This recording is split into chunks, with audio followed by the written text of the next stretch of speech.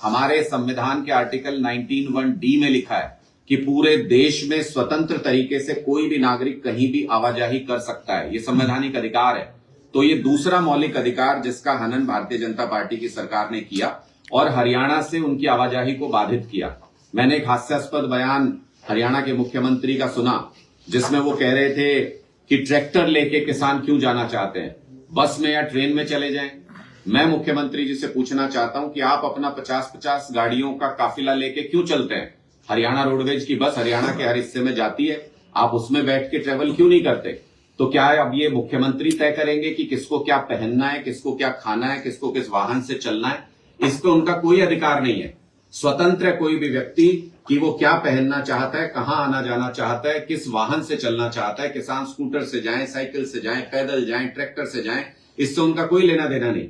और दोगली बातें भारतीय जनता पार्टी किस तरह से करती है, उसका एक उदाहरण ये भी है कि तमिलनाडु से जो किसान ट्रेन में बैठ के आ रहे थे, इन्हीं के हिसाब से मान लिया जाए अगर, तो ट्रेन में बैठ के जो किसान आ रहे थे उनको मध्य प्रदेश में भारतीय जनता पार्टी की पुलिस के द्वारा ही सोते हुए ट्रेन में से घसीट करके निकाला गया और उनको वहां जेलों में बंद कर दिया गया। यानी ये सब बहानेबाजी है। इनकी नीयत किसानों के खिलाफ है, इनकी नीयत किसानों को एमएसपी गारंटी कानून देने की नहीं है, इसलिए इनके ऊपर ज्यादतियां की जा रही हैं। इसलिए एक बार फिर से वो दौर शुरू हो गया जिसमें किसानों को बदनाम करने का सिलसिला चल रहा है। अलग अलग तरीके से अफवाहें उनके खिलाफ उड़ाई जा रही हैं। हमारे संविधान के आर्टिकल 19(1)(d) में लिखा है कि पूरे देश में स्वतंत्र तरीके से कोई भी नागरिक कहीं भी आवाजाही कर सकता है। ये संवैधानिक अधिकार है। तो ये दूसरा मौलिक अधिकार जिसका हनन भारतीय जनता पार्टी की सरकार ने किया और हरियाणा से उनकी आवाजाही को बाधित किया। मैंने एक हास्यास्पद बयान हरियाणा के मुख्यमंत्री का सुना, जिसमें वो कह रहे थे कि ट्रैक्टर लेके किसान क्यों जाना चाहते हैं, बस में या ट्रेन में चले जाएं। मैं मुख्यमंत्री जी से पूछना चाहता हूं कि आप अपना 50-50 गाड़ियों का काफिला लेके क्यों चलते हैं? हरियाणा रोडवेज की बस हरियाणा के हर हिस्से में जाती है, आप उसमें बैठ के ट्रेवल क्यों नहीं करते? तो क्या अब ये मुख्यमंत्री तय करेंगे कि किसको क्या पहनना है, किसको क्या खाना है, किसको किस वाहन से चलना है?